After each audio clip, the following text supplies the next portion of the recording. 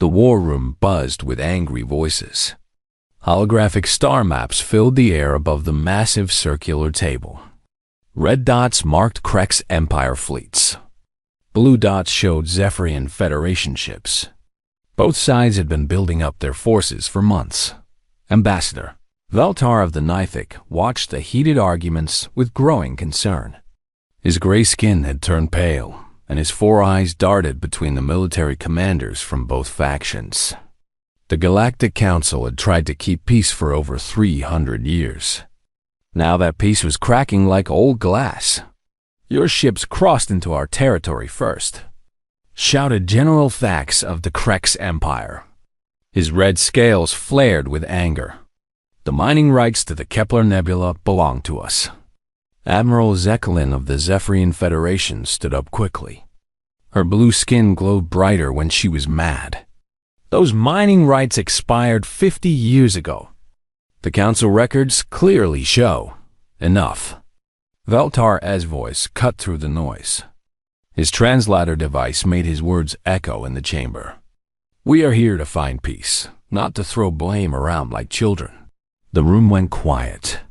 Veltar had been a mediator for over 60 years. He had stopped 12 wars and settled hundreds of disputes. But this felt different. Both sides wanted the same valuable resource deposits. Neither side would back down. "Let me see the battle plans," Veltar said quietly. General Thax hesitated. "Battle plans? We are still hoping for peace, Ambassador." "Do not lie to me, General. I can see the fleet movements on the tactical displays. Show me what you have prepared." With reluctant movements, General Thax activated his personal datapad. A new holographic map appeared. It showed the planned attack routes through space. Veltar studied the glowing lines carefully. Something looked strange.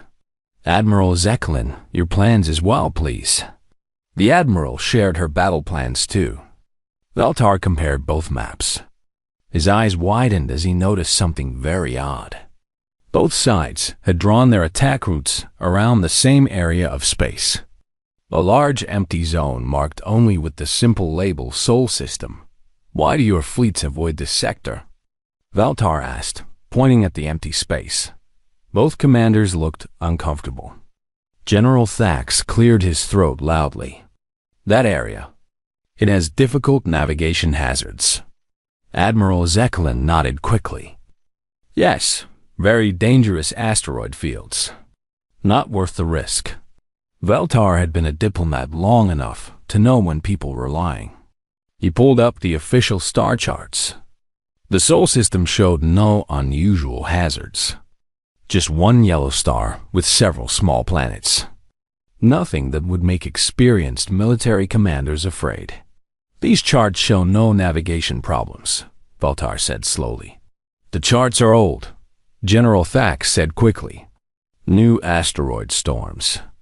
Very dangerous.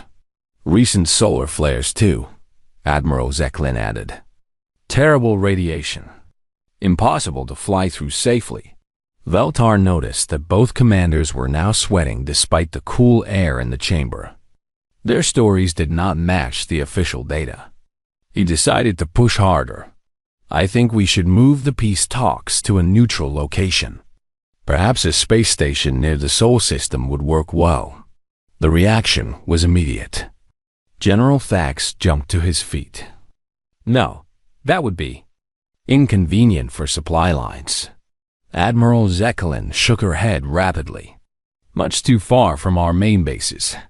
Very poor choice. But according to these maps, it sits exactly between your territories. Perfect neutral ground." Both commanders exchanged worried glances. General Thax spoke in a whisper. "Ambassador, please trust us. That area should remain undisturbed." After the meeting ended, Veltar stayed behind to think. In 60 years of diplomacy, he had never seen military leaders afraid of an empty star system. He called up his assistant, a young Altarian named Kix. "Kix, I need you to research the Sol System. Find everything in our historical databases. Right away, Ambassador. Should I look for anything specific? Yes. Find out why two of the most powerful military forces in the galaxy are afraid to fly through empty space. 3 hours later, Kix returned with a small data crystal. His normally bright yellow skin had turned a worried orange color. Ambassador, I found very little information. Most records about that system are classified at the highest levels. What did you find? Just fragments, sir. References to something called the Harvester War about 200 years ago. And this strange entry from Admiral Korth's personal log. Kix activated his datapad. An old voice recording began to play. Personal log, Admiral Korth. Krex 5th Fleet. Date. Standard 2247.8. The Harvester fleets have been stopped. I still cannot believe what we witnessed. Command has ordered all records sealed. We are forbidden from entering the Sol. Forbidden the Sol. Exclusion zone. The order comes directly from High Command and carries the death penalty for violations. I have told my officers that the area contains dangerous spatial anomalies. It is better they believe this lie than learn the truth. Some knowledge is too dangerous to share. The recording ended. Veltar sat in silence for several minutes. Kix, who else knows about this recording? No one, sir. I found it buried in archived personal files. It was marked for deletion, but never processed. Keep this information private. Tell no one. Yes, sir. But Ambassador, what do you think happened in that system? Veltar looked out at the stars through the chamber's large windows. Somewhere out there, a small yellow star held secrets that scared the most powerful beings in the galaxy. I do not know. Kix, but I have a feeling we are about to find out. The next morning brought terrible news. Krex and Zephyrian fleets had begun moving toward their battle positions. The peace talks had failed. War would begin within days, and somewhere in the distance, the mysterious Sol system waited in silence, surrounded by warnings that no one wanted to explain. Dr. Kixara rubbed her tired eyes with her thin blue fingers. She had been working in the research lab for 18 hours straight. The war between her people, the Zephyrian Federation, and the Krex Empire was getting worse every day. Her job was to find new hyperspace routes that could help move supply ships safely. The computer screens around her showed complex maps of space. Lines of light marked the safe paths ships could take to travel faster than light speed. But the war had made many of these routes too dangerous to use. She needed to find new ones quickly. Computer, show me all archived hyperspace survey data for sectors 12 through 18, she said with a yawn. Access granted. Displaying archived survey data from the past 300 years. New information flooded her screens. Most of it was boring survey reports about empty space and small planets. She scrolled through hundreds of files, looking for anything useful. Then something caught her attention. One file had a strange marking. Instead of the usual green open access label, this one showed red text. Classification Level 9, Restricted Access. Kixara had never seen a Level 9 classification before. Her security clearance only went to Level 7. Her curiosity got the better of her. She tried to open the file anyway. Access denied. This file requires Level 10 clearance or higher. Level 10? That was almost impossible to get. Only top government officials and military commanders had that level of clearance. Why would a simple hyperspace survey report need such high security? Kixara was very good with computers. Her professors had always said she was too curious for her own good. She spent the next 2 hours using her technical skills to carefully probe the computer system. She did not try to break into the file directly. That would set off security alarms. Instead, she looked for backup copies or temporary files that might not have the same protection. Finally, she found something. a backup database that contained fragments of old files. The security protocols were older and weaker. After careful work, she managed to access a partial copy of the restricted report. What she read made her hands shake. Harvester Incursion Final Report, Admiral Vexilon Commanding. Date: Standard 2248.3. Classification: Level 10, Eyes Only. The report described something terrifying. An alien race called the Harvesters had come from outside the galaxy. These were not living beings. They were machines, but machines that could think and learn. They traveled in huge fleets of ships that looked like giant metal insects. The Harvesters had one goal: to consume all organic life and turn it into fuel for their machines. They had already destroyed 3 entire star systems. Billions of people had died. The galactic military forces had tried to stop them, but failed completely. Harvester technology was far beyond anything the galaxy had seen. Kixar read about desperate battles in space. Entire fleets of galactic ships had been destroyed in minutes. The Harvesters seemed impossible to defeat. Their ships could repair themselves. Their weapons could cut through any armor. Worst of all, they learned from every battle and became stronger. But then, the report described something strange. The main Harvester fleet, millions of ships strong, had suddenly changed course. Instead of attacking more populated systems, they had turned toward a small, unimportant star system on the edge of the galaxy. A system called Sol. Emergency transmission received from Harvester Fleet Alpha. Message content: priority target identified. Proceeding to Sol 3 for immediate harvest. Estimated completion time: 72 standard hours. All other operations suspended pending harvest completion. The report continued. Harvester Fleet Alpha arrived at Sol system on date 2248.1. Initial communication attempts with local inhabitants failed. Long-range sensors detected primitive technology level. Harvesters proceeded with standard harvest protocol. Then something impossible happened. The next entry in the report was dated 6 months later. Deep space reconnaissance mission to Sol system completed. Results: no Harvester presence detected. Extensive debris field found throughout system.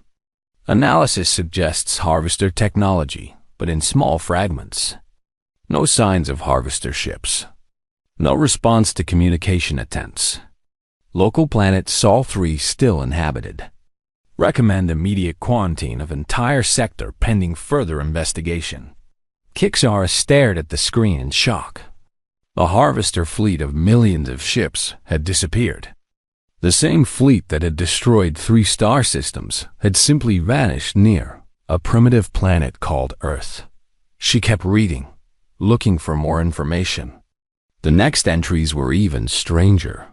Secondary reconnaissance report: unknown vessels detected in Sol system. Ship designs incorporate Harvester technology but show clear modifications. Ships do not respond to standard identification requests.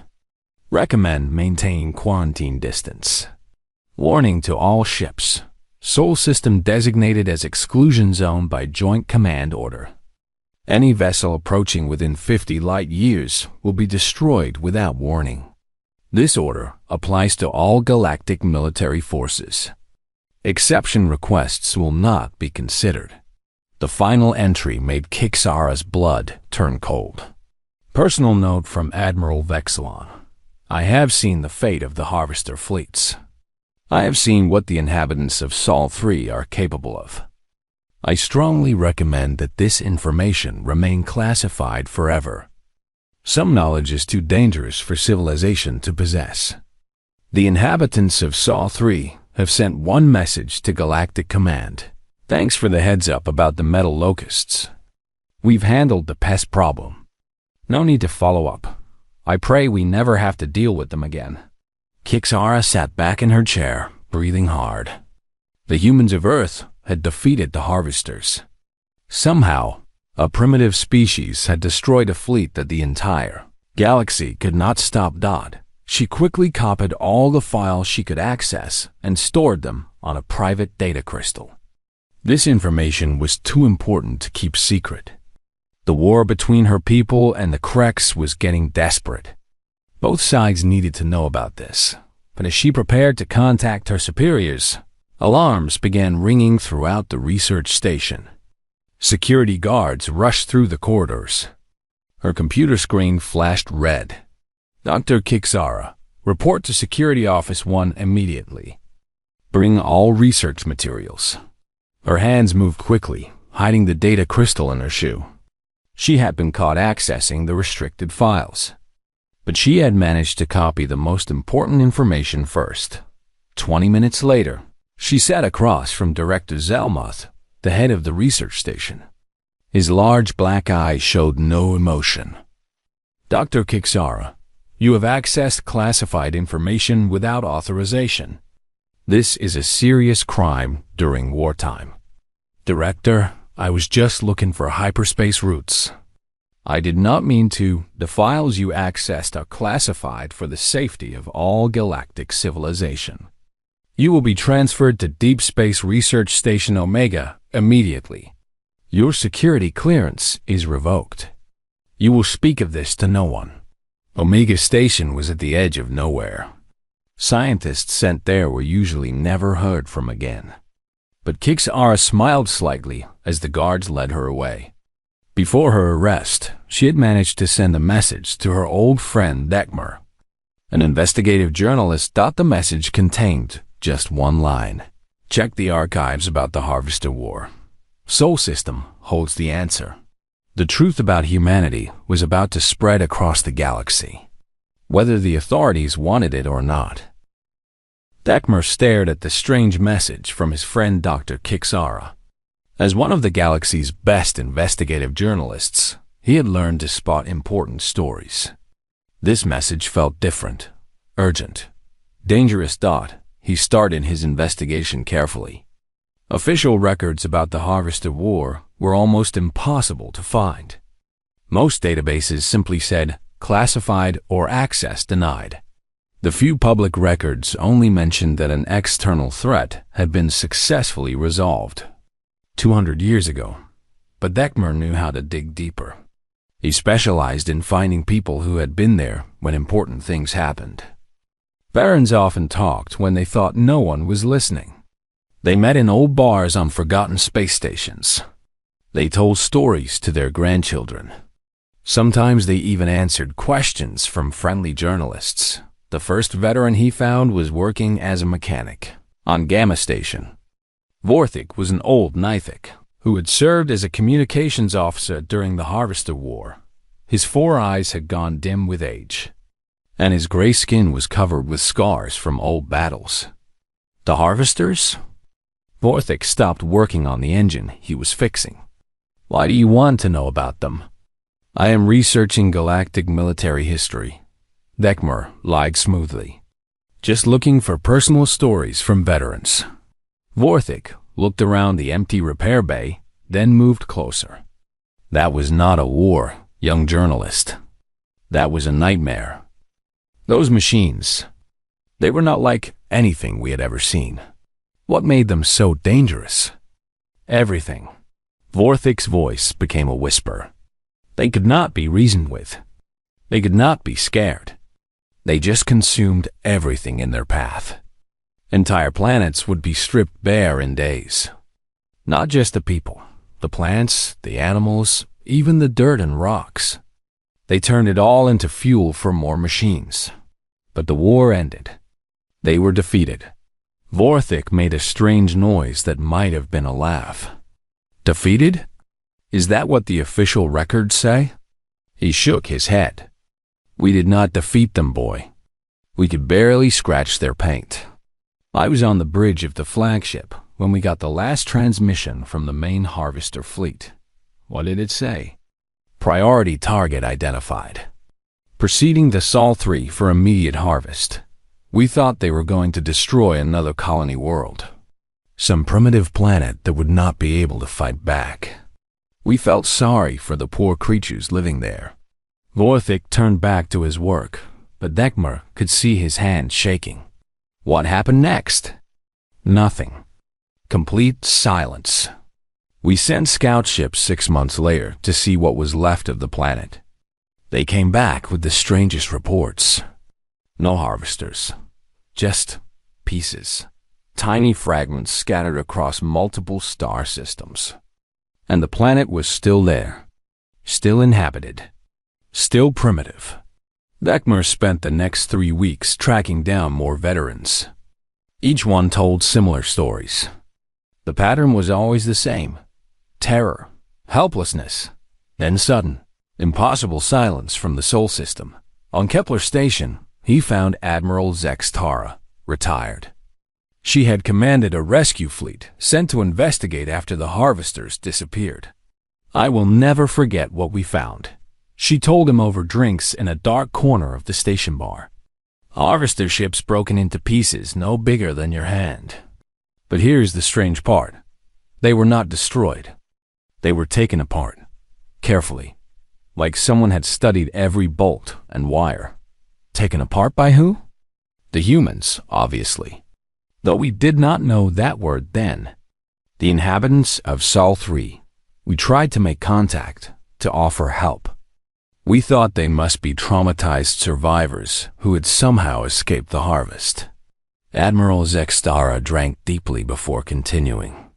The response we got, it still gives me nightmares. A single ship came up from the planet. It was clearly built using harvester technology, but modified, improved. The design was so elegant it made our best ships look like flying garbage. What did they say? The communication was simple. A human female appeared on our screens. She was drinking something from a cup that looked like it was made from harvester hull plating. She said, "Thanks for checking on us. The pest control situation has been handled. We appreciate the warning about the metal locusts. Is there anything else we can help you with?" Dagmar almost choked on his drink. Pest control? They called the harvesters pests? Metal locusts, to be exact. As if millions of ships that had destroyed 3 star systems were just annoying insects. Admiral Zextara stared into her glass. My communication officer asked if they needed medical assistance or supply drops. The human looked confused for a moment, then laughed. She said, "Oh, we're fine. Actually, this has been quite useful. We've learned a lot from the recycling project." Recycling project? She gestured behind her. Through the communication screen, we could see what looked like a massive construction site. Dozens of ships being built using harvester technology. But they were not copies. They were improvements. Better designs. More efficient weapons. The humans had not just survived the harvester invasion. They had turned it into a learning opportunity. The most disturbing interview came from Captain Jexlorn, a Krex military officer who had served on Deep Space Patrol. He was drunk when Dagmar found him, and drunk people often told the truth. You want to know about the humans? I will tell you about the humans. 3 years after the Harvester War ended, my patrol ship detected unknown vessels in the Outer Rim. We investigated. Captain Jexlorn's red scales had faded to a sick pink color. It was a human exploration fleet.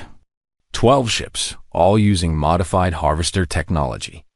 They were mapping new hyperspace routes like it was the most normal thing in the galaxy. Did you make contact? Our captain tried to establish communication. Standard first contact protocols. The human commander was very polite.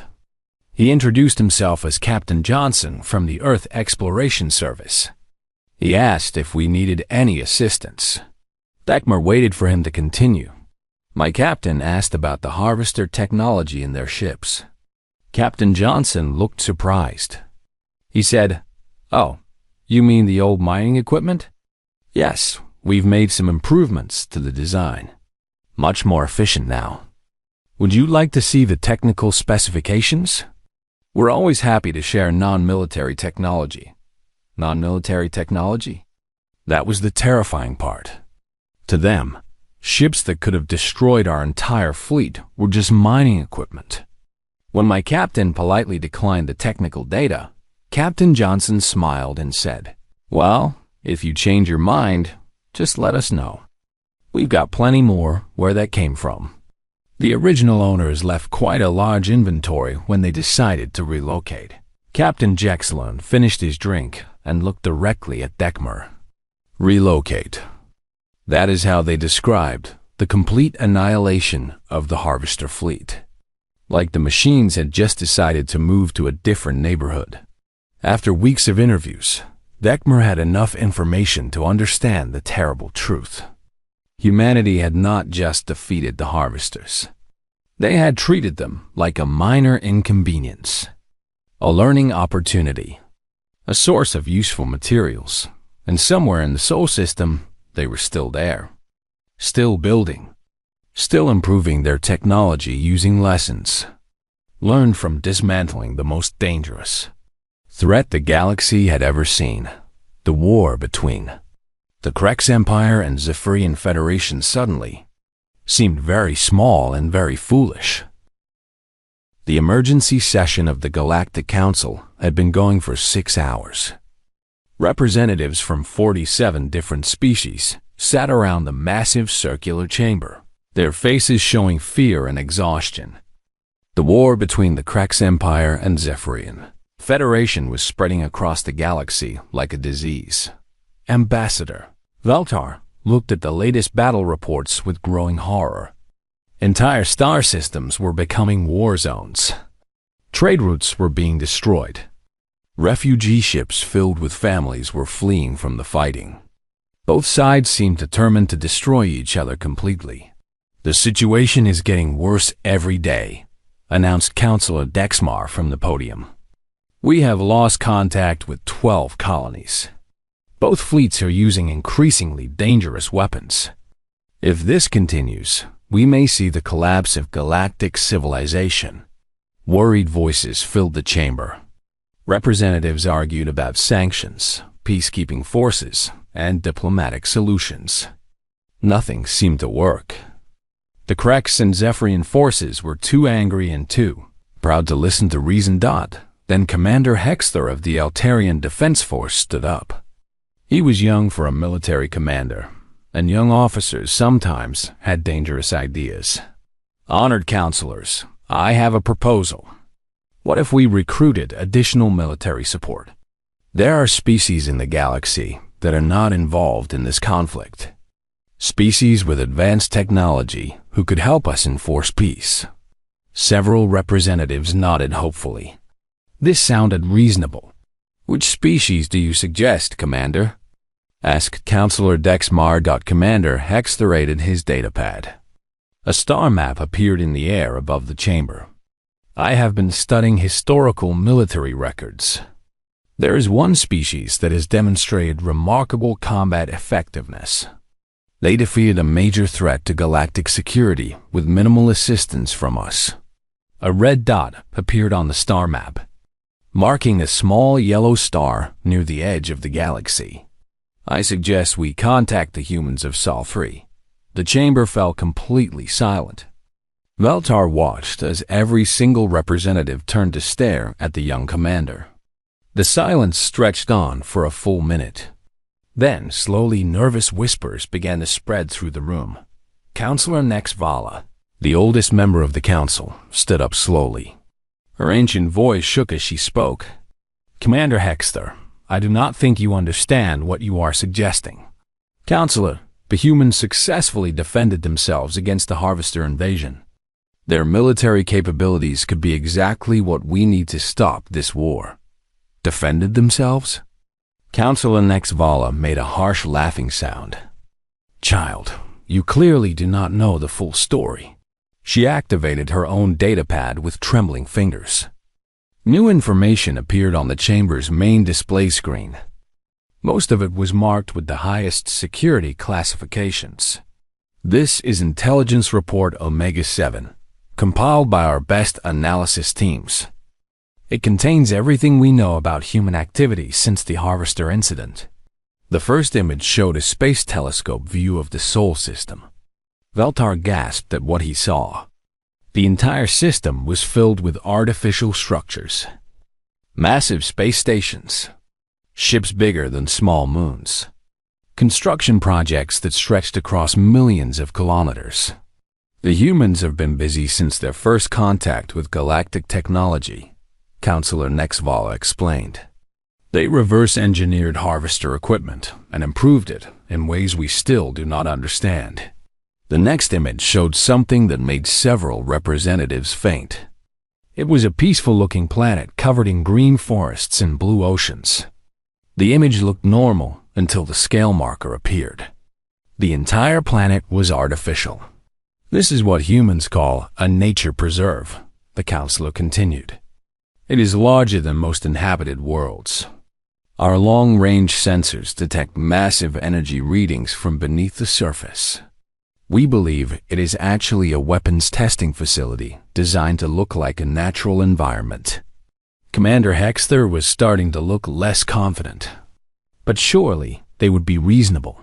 We could offer them trade agreements, territorial rights.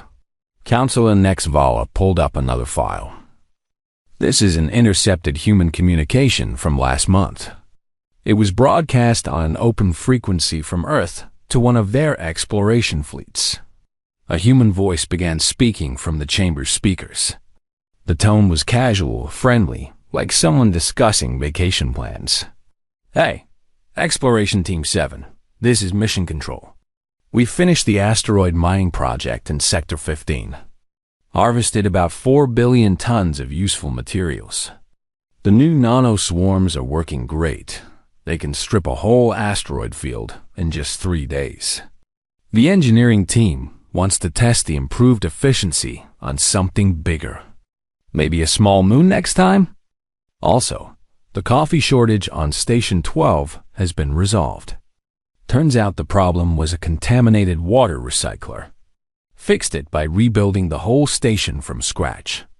Took us the whole weekend. Hope you guys are having fun exploring those gas giants. Love, Mom. The chamber erupted in panicked voices. Representatives shouted over each other, trying to process what they had heard. Humans treated the destruction of entire asteroid fields as routine mining operations. They rebuilt space stations for fun. They had nanoswarms that could consume anything they wanted. There is more, Counselor Nexvala said grimly. The room fell quiet again. This is a conversation between two human scientists, recorded by our listening posts near the Sol system boundary. Another recording began to play. Hey Sarah, how did the weapon efficiency tests go? Pretty well. The new plasma cannons can sterilize about 15 cubic light years in roughly 6 hours. Much better than the old design. 15 light years? That seems like overkill for most situations. Well, sure, for small problems. But you know how it is. Better to have too much firepower than too little. Besides, we made sure the blast pattern avoids inhabited systems. We're not monsters. Good point. What about the deployment scenarios? We've worked out 3 basic options. Limited deployment would just clear out a few star systems, perfect for pest control situations. Medium deployment could handle bigger problems, maybe clear a whole spiral arm if needed. Full deployment. Well, let's just say that's the start over with a clean galaxy option. And it wouldn't affect Earth? Nah, we've got good shielding. Might disrupt the coffee supply chains for a few days, but nothing serious. Several representatives had to be carried out of the chamber. Others were making emergency calls to their home governments. The humans discussed weapons that could destroy multiple star systems the same way other species. Talked about gardening tools. Ambassador Veltar stood up on shaking legs. Counselors, I move that we immediately contact both the Krex Empire and Zephyrian Federation. We must warn them. Warn them about what? Asked Commander Hexter weakly. That if they try to involve the humans in their war, we will consider it an act of aggression against all galactic civilization. We will also inform them that any attempt to approach the Sol system will result in their immediate expulsion from the Council and the public. Release of Earth's exact location to their enemies. The vote was unanimous.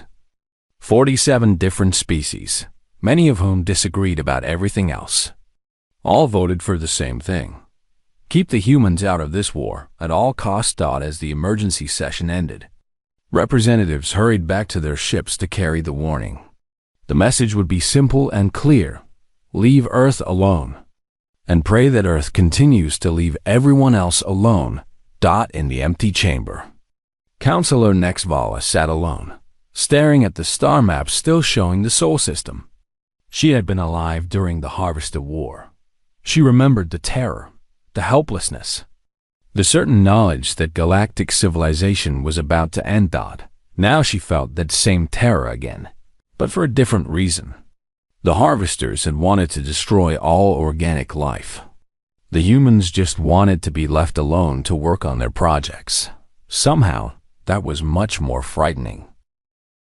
General Thax paced back and forth in his private command center. The war was not going well for the Krex Empire. Zephyrian forces had destroyed 3 of his best fleets. His supply lines were cut. His homeworlds were under attack. In another month, maybe 2, his empire would fall. The Council's warning about Earth had arrived 3 weeks ago. Every government in the galaxy had received the same message: do not contact the humans under any circumstances. But General Thax was desperate. Desperate commanders sometimes made dangerous choices. "Sir, the diplomatic ship is ready," reported his aide, Captain Vextar. "And the crew understands the mission is completely secret?" "Yes, sir." "No communications with Fleet Command. No official records. If something goes wrong, the Empire will deny all knowledge of the mission." General Thax nodded. He had selected his best diplomatic team for this mission. If the humans were as powerful as the intelligence report suggested, maybe they could be convinced to help end this war quickly. The Empire was prepared to offer almost anything in exchange for military assistance. Tell Ambassador Klexmore to proceed to Earth immediately. Maximum stealth. Avoid all patrols from both our forces and the Zephyrians. The small diplomatic ship left Krex space under cover of darkness. It would take 12 days to reach the Sol system using hidden hyperspace routes. General Thax spent those days planning his victory celebration. With human technology and weapons, the Krex Empire could end this war in weeks instead of years. He would regret that optimism very soon. On day 11 of the journey, Ambassador Klexmore sent his final transmission, approaching Sol system, beginning first contact protocols. Will report back within 48 hours. 47 hours later, every major world in both the Krex Empire and Zephyrian Federation woke up to an impossible sight. A single ship hung in orbit above each planet, not a fleet, not an invasion force, just one ship per world, appearing simultaneously across hundreds of star systems. The ships were clearly built using Harvester technology, but they had been modified in ways that made even experienced engineers feel sick looking at them. They were too smooth, too elegant, too perfect, that no alarms had been triggered. No defense networks had detected them. They had simply appeared, as if they had always been there. General Thax stood in his command center, staring at the human vessel hanging motionless above his home world. Every instrument on his space stations was going crazy. Energy readings that made no sense. Gravitational distortions that should have been impossible. The ship was somehow bending the laws of physics just by existing. "Sir," whispered his communication officer, "we are receiving an incoming transmission from the human vessel. Put it through." The main screen activated, showing the bridge of the human ship. A woman in a simple blue uniform sat in what looked like a comfortable chair. She was holding a white cup with steam rising from it. The cup appeared to be made from polished metal that reflected light in patterns that hurt to look at directly. Behind her, General Dax could see other humans working at control stations. They all looked relaxed, casual, like they were just stopping by to say hello. "Greetings," the woman said with a warm smile. "I'm Captain Sarah Chun of the Earth Diplomatic Service. I understand one of your representatives visited our system recently. Ambassador Klexmore, I believe? Lovely fellow. Very polite." General Thax found his voice. "What have you done with my ambassador?" "Oh, he's fine. Currently enjoying some excellent coffee in our guest quarters. He seemed quite tired after his long journey, so we invited him to rest for a while. Don't worry, our hospitality is much better than our reputation suggests." Captain Chun took a sip from her cup. "He made a very interesting offer, by the way. Something about military alliance in exchange for territorial rights? We appreciate the thought, but I'm afraid we're quite busy with our own projects right now." "What projects?" General Thax asked, though he was not sure he wanted to know. "Oh, the usual. We're about halfway through cataloging and improving all the abandoned harvester equipment scattered around the galaxy. Did you know they left behind nearly 4 million ships? Most of them in surprisingly good condition once you work out the design flaws." Captain Chen gestured behind her, and the view screen showed what looked like a massive construction facility. Ships in various stages of completion filled the space as far as the eye could see. But these were not copies of harvester vessels. They were something new, something that made harvester technology look primitive by comparison. "We've also been monitoring galactic communications," Captain Chun continued conversationally. "Standard practice when developing first contact protocols. We couldn't help but notice that you and the Zephyrian Federation have been having some disagreements. That is an internal galactic matter," General Thax said weakly. "Of course it is. We have no intention of interfering with your local politics. But since Ambassador Klexmore asked for our help, we thought we should at least provide some friendly advice." Captain Chun's smile never wavered, but somehow it became much more frightening. "We strongly suggest that both sides work out your differences peacefully. War is such a wasteful way to solve problems, don't you think?" General Thax could not find words to respond. Around him, his command staff stood frozen in terror. "Just to demonstrate that we're being completely sincere," Captain Chen said pleasantly, "I've taken the liberty of transmitting some coordinates to your navigation computer. You might find them interesting." General Thax looked at his navigation officer, who checked the coordinates with shaking hands. "Sir, these coordinates point to the outer rim, the location where the harvester mothership was last detected." "What is there now?" General Thax asked. Though part of him already knew he did not want the answer, Captain Chun's smile became genuinely cheerful. "Shopping mall. We converted the original mothership into a commercial and recreational facility. Took us about 6 months to renovate the whole thing. It's quite popular with our colonists. Best food court in the local galaxy cluster, if I do say so myself." The view screen switched to show an external view of what had once been the most feared weapon in galactic history. The massive harvester mothership, over 1,000 kilometers long, had been converted into a gleaming commercial complex.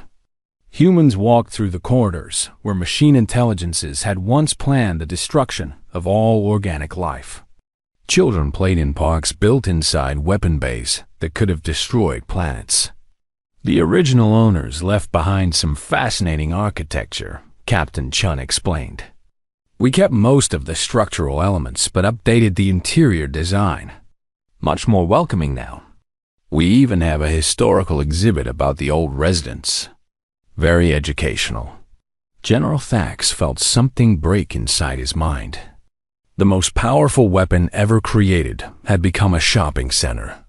Humans had turned an instrument of galactic annihilation into a place to buy groceries and watch movies. "I think our business here is concluded," Captain Chun said. Ambassador Klexmore will be returned to you safely within the hour. He enjoyed his visit quite a bit, though I suspect he'll have some interesting stories to tell. She paused to take another sip of coffee. Oh, and General? We've taken the liberty of sharing these same coordinates with the Zephyrian Federation. We thought they might also find our renovation project educational. Nothing brings perspective like seeing history turned into something useful. The transmission ended. Within hours, ceasefire declarations began broadcasting from every military command in both empires.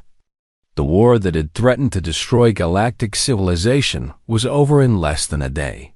3 months later, the Galactic Council formally established the Soul Accords. The treaty was simple. Earth would be left completely alone. No ships would approach the Sol system. No communications would be sent to humanity. No military actions would be taken near human space. In exchange, humanity promised to continue not noticing the rest of the galaxy existed. Ambassador Valtar, now appointed as the first director of human relations, kept a copy of humanity's official response to the treaty on his desk. It was written on paper made from processed harvester hull material. Thanks for the formal treaty, but it really wasn't necessary. We're quite happy to keep to ourselves. The galaxy seems to be working out its problems just fine without our input. If you ever need anything, just let us know. We're always happy to help friendly neighbors. By the way, we've attached some technical specifications for improved hyperspace navigation systems. Consider it a housewarming gift. Take care. The people of Earth. The attached technical data advance galactic civilization by approximately 500 years. Veltar kept the letter as a reminder of the most important lesson in diplomatic history. Sometimes the most terrifying thing about a powerful neighbor is not their threats, but their kindness.